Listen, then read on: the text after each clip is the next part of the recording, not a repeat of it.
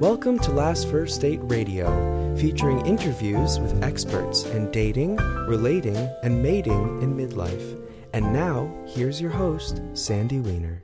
This is episode number 447 with Dominey Drew, How to Date Authentically.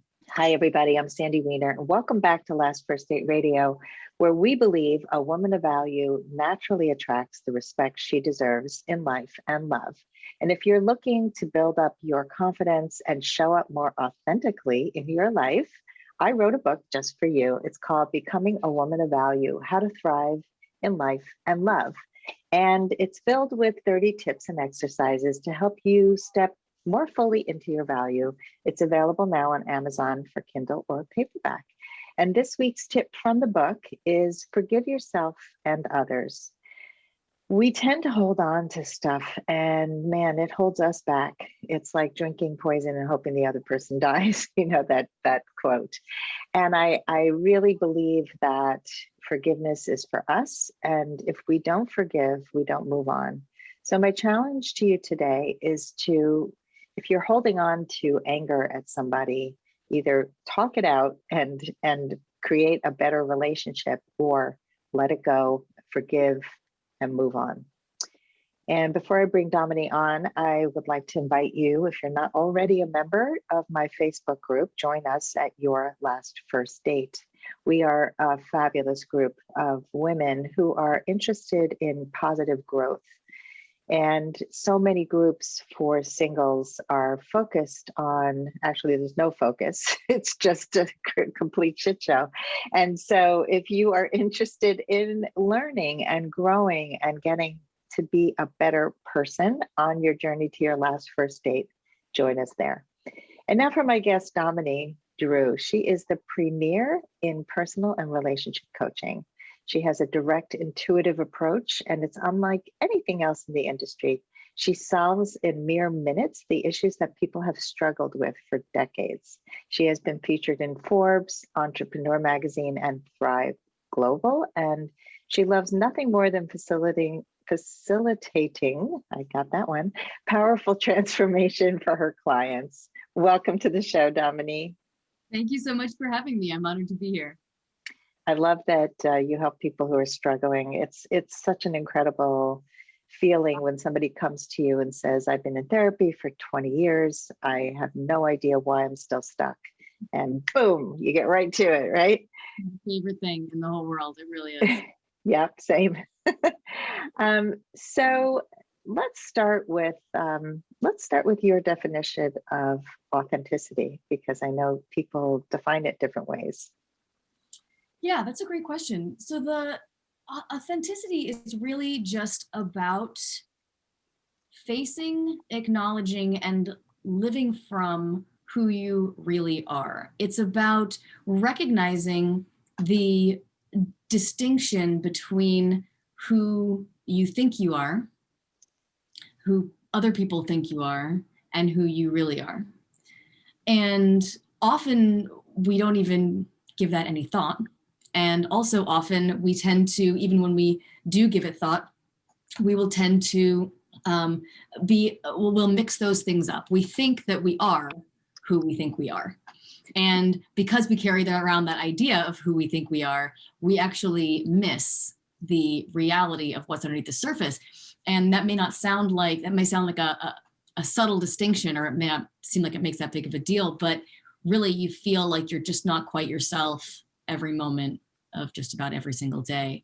And it wears on the system, and it leads to a whole bunch of other, it messes up your dating life for sure, your relationship life if you're already in one, your family life, your relationship with yourself, your spiritual connection, and ultimately can even eventually solidify into health issues, because you're kind of trying to be some way that you're not, that your system doesn't naturally want to be. And the way your system naturally wants to be is what's actually best for it, right? Your system naturally will keep that balance. That's pretty well known at this point. And so it's this incredible process of discovering who you really are, and the freedom that you feel when you achieve that is quite astounding. Yeah, well, that's a good description. that feeling like you're not quite yourself. And I think a lot of people are so numb to that. Like they're so busy, busy, busy, and just doing lots of numbing things. Yeah. So tell us, what do people do that holds them back from their authentic self? Well, as far as there's two ways you could take that question. As far as what they do, like the numbing activity you're talking about, that can look like anything. Anything. Well, you sort of think of the obvious things like watching TV a lot or staying busy, just you said, right? Why? Why do you need to be quite this busy? What if there were some avoidance there? What might you be avoiding? Video games, work, burying yourself in work, more than your system really wants to be. But it can also look like spiritual growth or spiritual seeking. Well, I found a method, and I had a powerful workshop, and that was interesting. And now I'm going to try this other workshop. Now I'm going to read this lady's book, and now I'm going to go do this retreat. And there's a way, I actually notice when clients do this, where they're trying to learn everything from anybody. And really even though that seems like on the surface, an admirable thing. Oh, wonderful. You're a spiritual seeker. Oh, good for you. Society approves of that. What is it in you, right? Is there maybe some avoidance in maybe going really deep and actually solving the problem, which may require some discomfort and may require being really honest with yourself and going really deep into yourself. And so anything can be a way of staying out of your authentic self. Dating. If your system isn't ready to date, I don't mean like you think you're not ready to date. I mean like you're authentically not ready to date and you try to push it because you don't really want to face maybe being alone. Then dating would be a defense, so to speak. Right? So it doesn't matter what you do, it matters how you do it. And when you come from that place of, yep, I'm in balance with myself, this is my authentic self, then whatever you do will tend to work out very well for you. But if you come from a place of, I'm trying to avoid facing something, then the opposite occurs. Well, that brings up so many things. The whole spiritual thing, I think, is fascinating. And I think people do that with education too. I just need one more certification, one more degree, and then I'll be ready. Yes. Right. So they think that their worth is tied to the amount of degrees they have or the amount of spiritual seminars that they attend. And it's also deifying a guru. And that's a big trap too, where you look to someone else to make your choices for you instead of tapping into who you really are. And so that takes us into a different conversation around how do people learn to trust who they are and to really start to do the work to find their authentic selves. The place where I would start is around discomfort. It's a natural human tendency to avoid pain and discomfort, right? Part of that's evolutionary. But most of us lead lives in which we're not in a whole lot of pain. In fact, honestly, we're arguably a little too far the other way, a little too comfortable, not really kind of maybe out of balance in that way. In the sense that, the intention of comfort is to allow you to do more as opposed to being a goal or an end in itself. Right?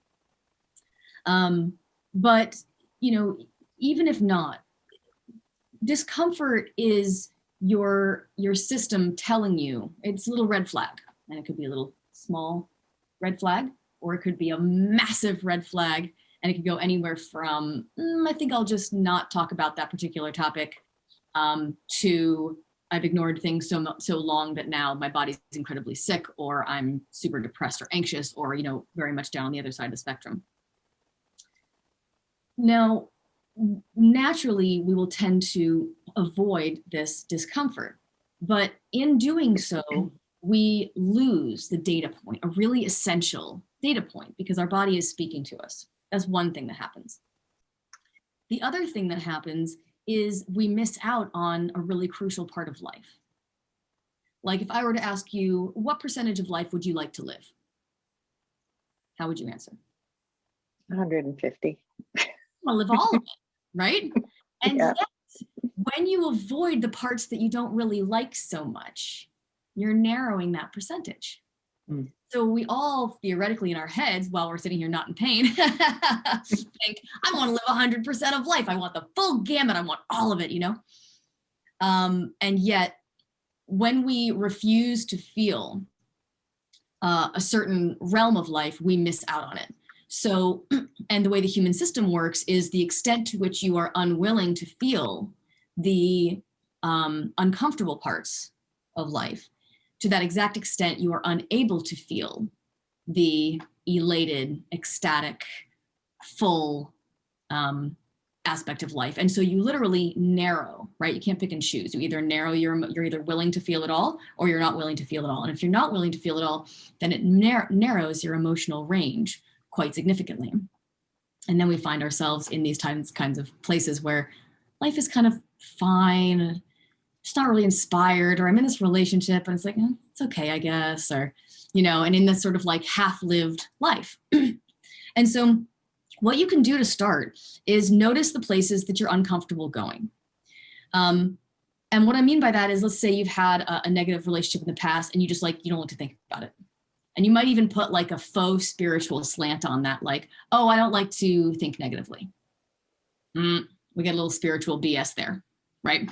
That's not thinking negatively. That's just acknowledging what's there. And really, you're just unwilling to do that. And you're using a little spiritual sheet over it to make it seem more like you're doing personal development work, right?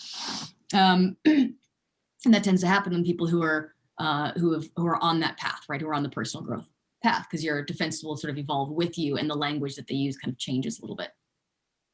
And so if you are willing to sit in those moments when your ex comes up, you don't need to go looking for it. But when something painful comes up and you kind of want to distract yourself or go do something else, if instead you just sit consciously and feel your body, because in your body is where life is happening. And in your head is where we tend to spend most of our time. Another way we miss life. And so in this way, if you sit and just feel the feelings, and they're going to feel uncomfortable, and then they're going to go away, usually within a matter of seconds, a couple of minutes max.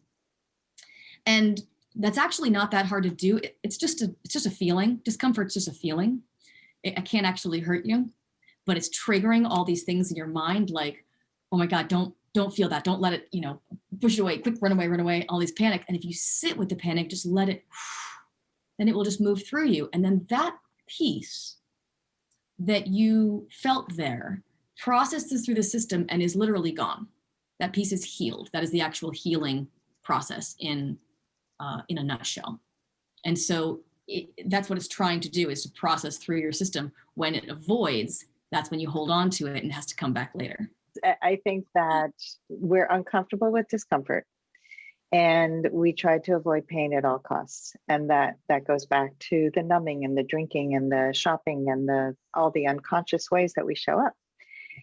And it also, in the dating world, it means swiping a lot or going on lots of first dates and not being present at all for any of it, right?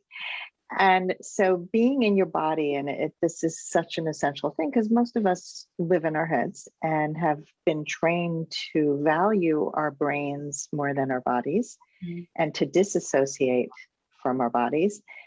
And so that's really, really important. And the other thing that you said that I think is just really crucial is that the amount of time that it takes for an emotion to be processed is so short.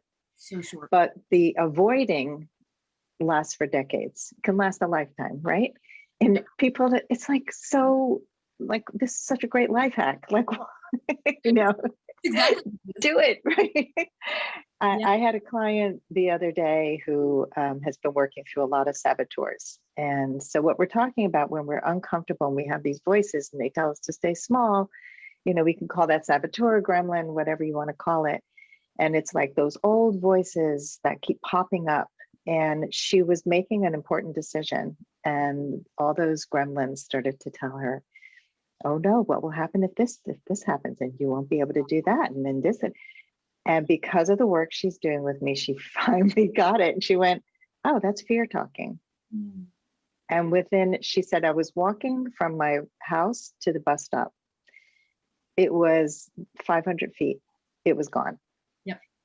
And I was like, oh my God, she's really to that. It's so exciting. And then she started to access this higher part of her, which has been suppressed because she started to think, oh, and I could grow into this part of me and this part of me, and I don't want to stay small anymore. And so that is the work, ladies and gentlemen, whoever's listening to this. Get out of your way, but deal with it. Don't avoid the discomfort, because that keeps you in this little box of fine. Everything's fine. It's not fine. That's so freaking boring. This is fine enough. Do you want to live your life? Yeah. Fine. Yeah. So you mentioned people dating out of loneliness before. And anytime, we do anything out of scarcity, we are not really tapping into our full authentic self. We are dating to fill a void, often making terrible choices. Mm-hmm. People can also be lonely when they're in a relationship. And so how does that happen? What has to occur for that to happen? The times when you're lonely, interestingly, and perhaps a little counterintuitively, the times that you're lonely, whether you're in a relationship or you're not, are the only way that you can feel lonely is if you're disconnected from yourself. We'll tend to think, oh, you're single and so you're lonely, so that makes sense to us. And then you're in a relationship and you're lonely, oh, that doesn't make sense, like that shouldn't happen. Whereas actually loneliness is utterly unrelated to whether or not you're around any other people. I actually used to experience this a lot. I remember I was on a train. I lived in Boston, and I was on the train and I was surrounded by people. And suddenly I just became aware. I was very lonely and single period of my life, but I was still surrounded by people and I couldn't feel any of them. And I just felt completely and utterly alone. Mm-hmm. And I realized that, in my training, I'd probably been doing this for 10 years at that point. And I thought in my training, I was like, that's not right. Something's not right about that. I am wholeness, right? There is no, that which is not me on some great level. Obviously I was not connected to that at that point, and that's totally fine. But, I knew at least on some level, like, that's not quite right. And I went and had a session with my healer and I connected to myself in a very real way, which in order to do that, I needed to acknowledge myself. I needed to be present with myself. I needed to maybe consider the possibility that I might be a little bit okay, just as I was, just to let it soften enough to let me connect to what was there. And then the next day I rode the train and felt connected to every single person. And still nobody was talking. I know that like trains are still like, it's not like everybody's having a party on there, but I felt connected. I could feel my fellow humans. I didn't feel the loneliness was just gone. And so if you're lonely in a relationship, and in fact, if you have any problem in a relationship whatsoever, every once in a while, there's a problem that you need to work out with the other person, but it's probably like 1% of the time, which is another highly counterintuitive thing. Really, the work that we do, and you probably experience this when you work with somebody who's in a relationship with someone and you're only working with the one person, but as you work through her issues, the relationship issues by themselves solve, right? Because the reason that happens is because every relationship dynamic is a dynamic. A dynamic takes two. So if one of you stops playing, the dynamic crumbles automatically. And the other person doesn't need to be doing their work.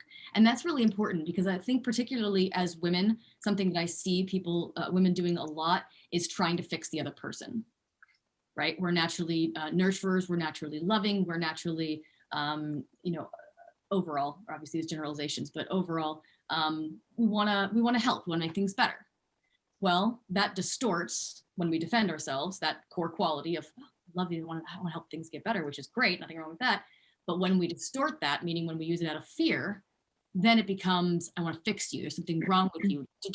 And this controlling, nitpicking, cutting off of the knees of our men or women or whoever our partners are, cutting off of the knees, then occurs. And then they get small, because we're terrifying creatures when we want to be. And then we look at them and go, oh, I hate that you're so small.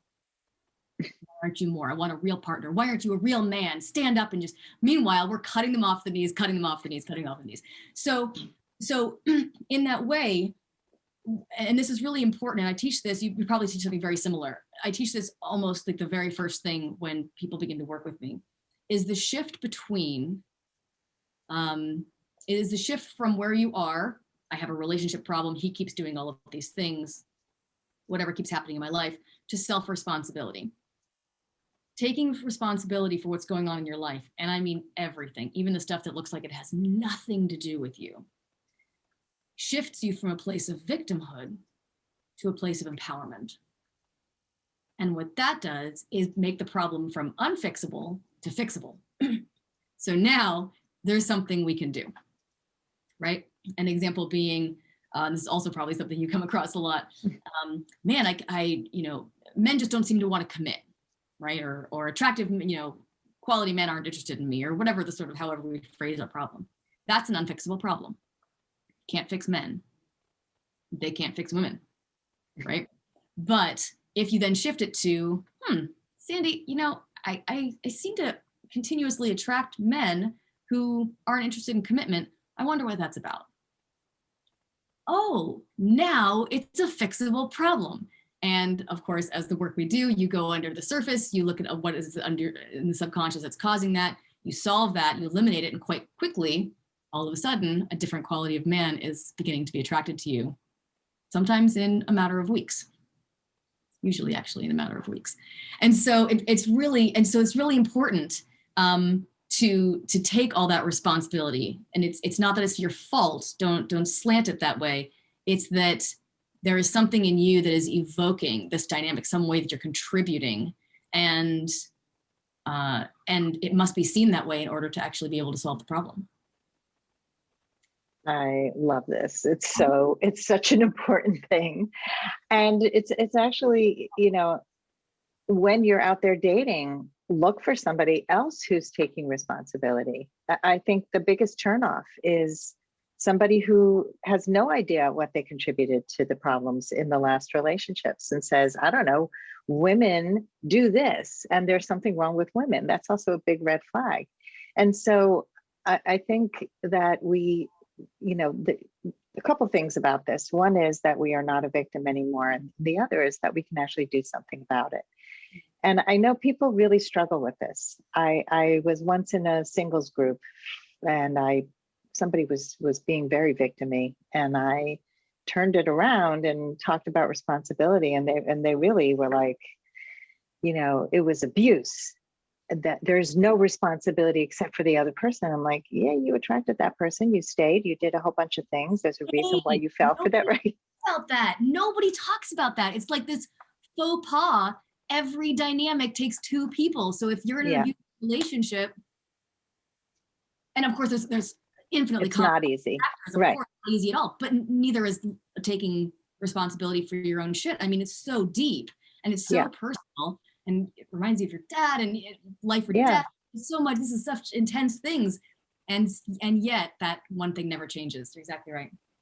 Yeah, it's also like maybe you fall for a scammer online. The first time it happens, it's shocking and like, oh, how did that happen? But when you kind of unpeel it and you go, okay, well, I'm a highly sensitive person. I'm very empathic. I don't suspect that people are cheaters or liars or all these things. And then I got burnt over and over and over. So, if it happens, look at why it happens. How long did you let it go before you cut it off? And how did you cut it off? And were you firm about cutting it off? These are all things that we can do to empower ourselves. And so this is really crucial. But I want to go back also to something you said, okay, so you're in a relationship and the other person doesn't usually, will usually shift when you shift. And it's not usually about the other person, it's about you. So, but there is a point, and I want to go just kind of highlight that a little bit. There's a point when relationships just don't work. So how do you know what's the defining point where you've done all this work? Because a lot of women say, I'm working really hard. How come he doesn't have to do the work? The question for that woman, because it does, as you said, that I could feel the voices behind you of all the people who would say that exact thing, is why are you continuing to do the work? I'm trying to fix the relationship and he's not. Okay, so a number of assumptions right there. One, the relationship is broken. That's an assumption. You're not happy. That doesn't mean the relationship's broken. You're in a relationship. It just looks a certain way, which you don't like, right?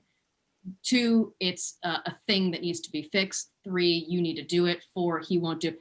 And so, because if, and this is where it needs to go underneath the surface, because if that woman's looking, we all look at society and go, oh, she's working so hard, good for you, girl. He's just not right. Kick him to the curb. And maybe you should. I don't, that's totally up to you. Interestingly, that's the part that matters the least. Whether or not and when you decide to kick him to the curb is actually fairly surprisingly irrelevant, in the sense that when you're in this relationship, it's not working. If she were to come to you and say it that way, that means that's how she's walking around in life. I'm doing all the work and you're not doing any. That's not an attitude that makes the other person want to work on themselves. So boom, there's a little way in which you might be contributing to him not working on himself. Which again, I'm not saying he's the right person for you. It doesn't really matter. When is the defining point was the question. When is the defining point to where it's no longer something you want to work through and you just want to leave? The answer is you will just want to leave, but it won't be a lot of drama. The drama is yours. And it's important that you settle the drama. Well, that's not 100% accurate, actually. The invitation of the reality of the moment is that you are being offered an invitation to handle your drama, which is absolutely being triggered by him, but it is not his, because you're the one feeling the emotion. If you do not deal with it now, which you're perfectly free to do, it will show up in the next relationship. So it is in your best interest. If you want to, you can also say, go to hell, and you can leave. That's perfectly fine too. Fortunately, we're in a country where you can just pretty much do that whenever you want, without certain circumstances. And so the when to leave question is, it will become easy. In fact, it may even happen without you. It's not something you need to, if you're struggling with it, if you're struggling with it, there's still a piece there for you. And that struggle you will carry. So what you do is you go, okay, here's our weekly call, Dominey, or our weekly call, Sandy. I'm struggling with this. Great. Where are you feeling that in your body? What does it look like? What color is it? If it had words, what would it say?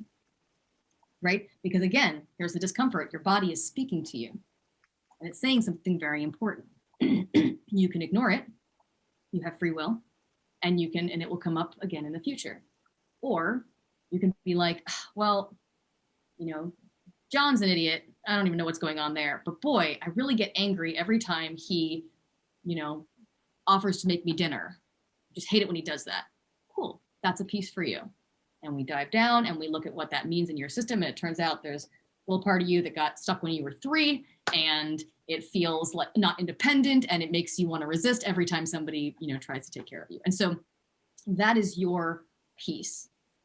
If you take care of all of those things, and it actually can be done. A lot of people, yes, growth is a lifelong process, but you can actually work through like pretty much all of your childhood things, and life gets a whole lot better. And it doesn't need to take your entire life to do that. I think that's an important thing for people to know. When you work through all of that, yes, your relationship will get better. That won't make it the right relationship for you in that moment necessarily.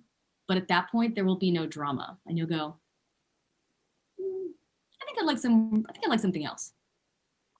And chances are, and then he'll have his reaction, and that's his process. And then he comes and sees Dominey and Sandy.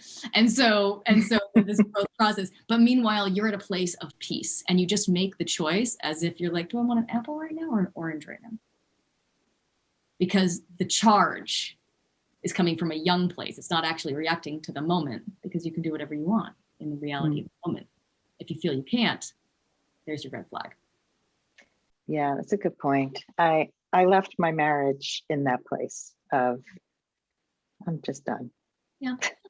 I was spent. Yes.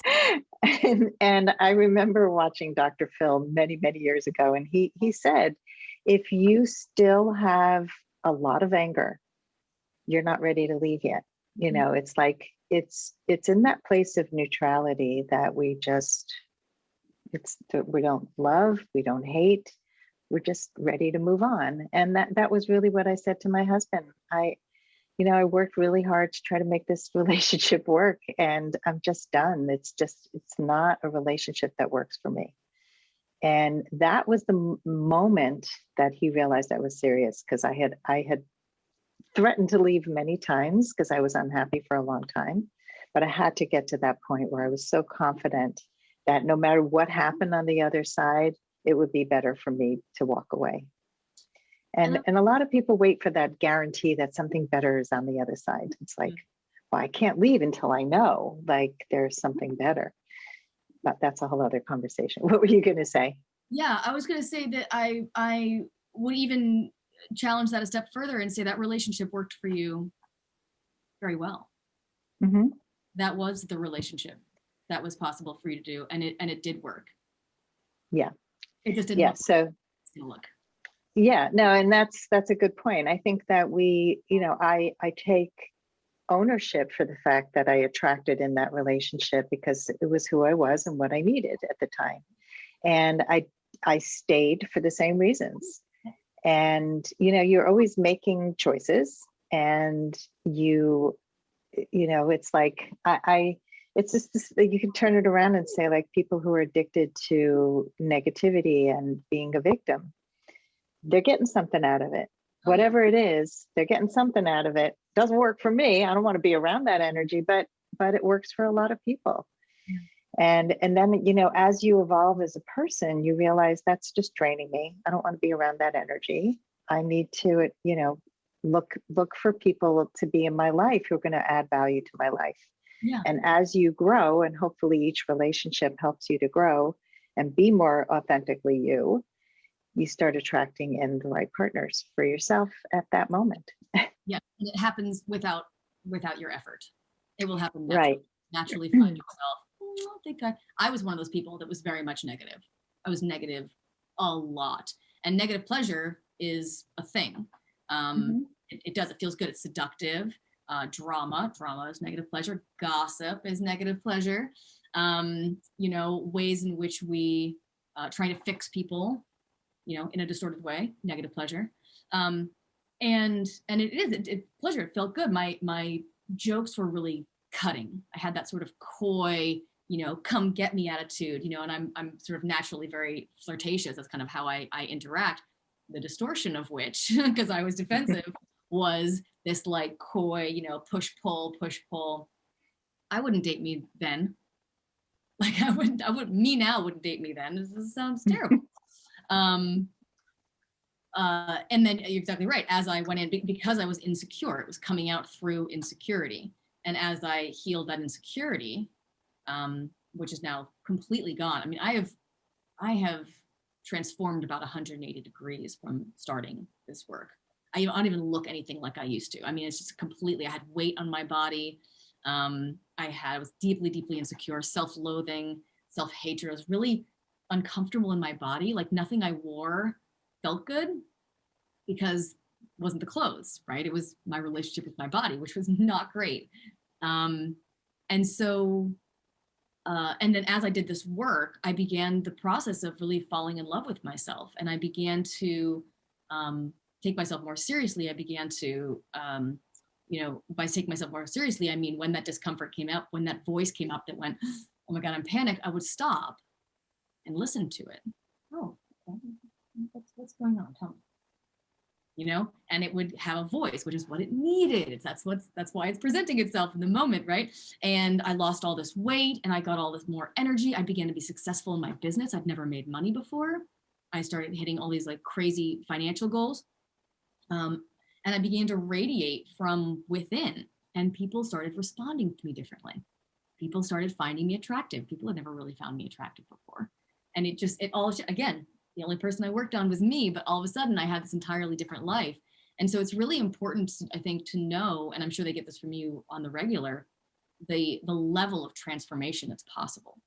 This isn't advice. This isn't telling you what to do with your life. No one can do that accurately. Lots of people will do that. Nobody can do it accurately. You need to learn how to look within. That's what I teach my clients how to do, is like how to find that inner voice, whether it's you want your intuition or you want to be connected to your body or you want to develop self-love. It's like that's that's the process. Through those things, the answers to your relationship come. So true. I can relate to so much of your story. My kids tell me all the time they don't remember me married, which was most of their life. They were teenagers when I left their father, and the transformation of who I became when I tapped into who I was, which is why I had to leave that relationship. I was held back. And I remember that feeling. I was standing in my kitchen of my new home, totally empty. My friend came over and brought some drinks for us to toast to the new house. And I just remember, I'm embarking on this life that I know nothing about. I had just started certification for coaching the day I moved into my house. And so nothing was set. There was no script for my life, but I was elated. I was on the precipice of freedom, of choice, of I can choose who I become. And I couldn't do it. I felt trapped for a long time. Yeah. And that, it's scary to a lot of people to know, you can choose to be as big as you want to be. That's almost scarier than staying small. But tapping into your truth and owning your truth and seeing your value, which is why I focus so much on being a woman of value. It's like we all have inherent value and we don't know what we're capable of. When we stop guarding, I was also sarcastic and cutting. My flirtation was the same formula. I was putting men down and total emasculation, but with a joke. Yep. And not realizing, wow, it's I can't stand sarcasm anymore. It's so passive aggressive and it's not my truth. But you become so attuned to that in other people, and you can really support and help other people find their inner voice.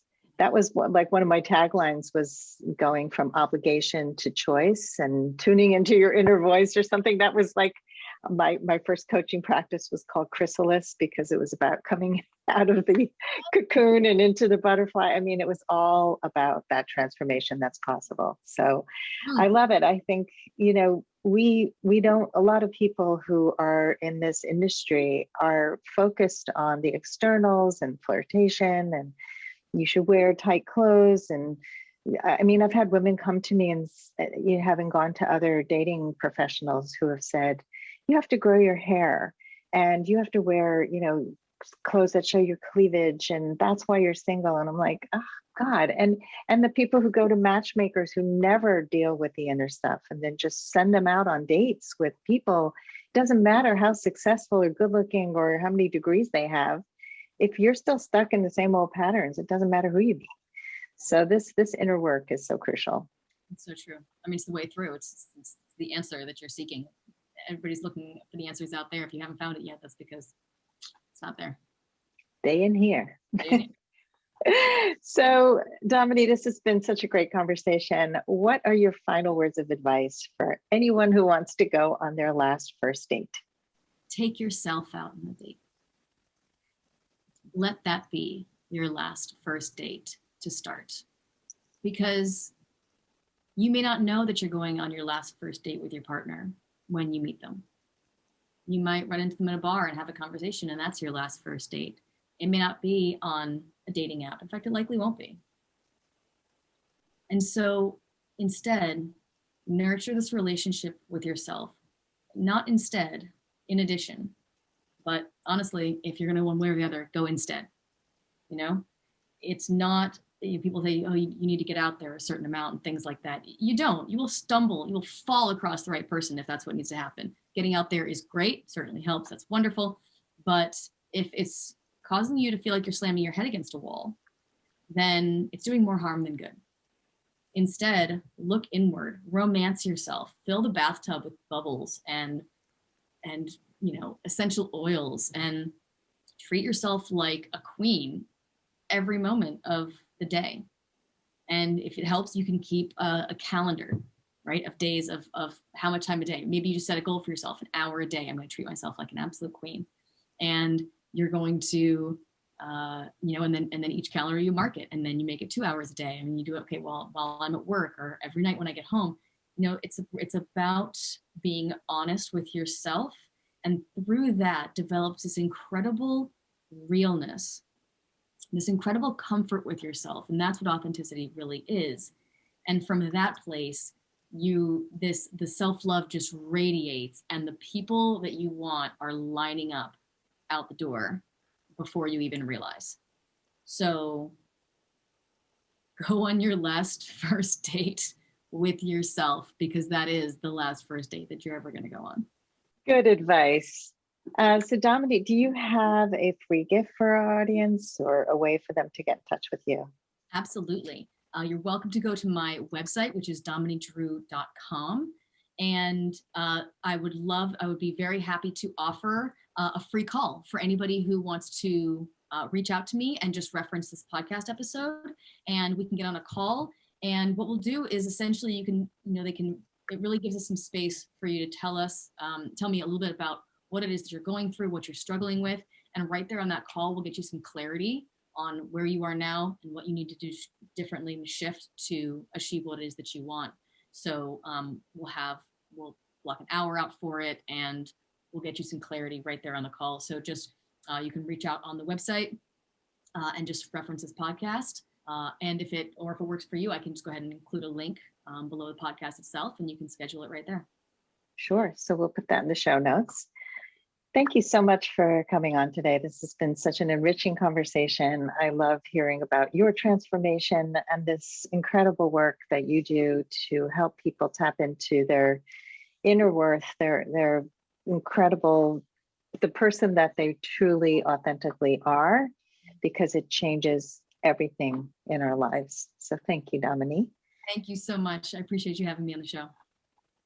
And if you love our show, please rate and review us. We always appreciate that. And we hope you go on your last first date very soon.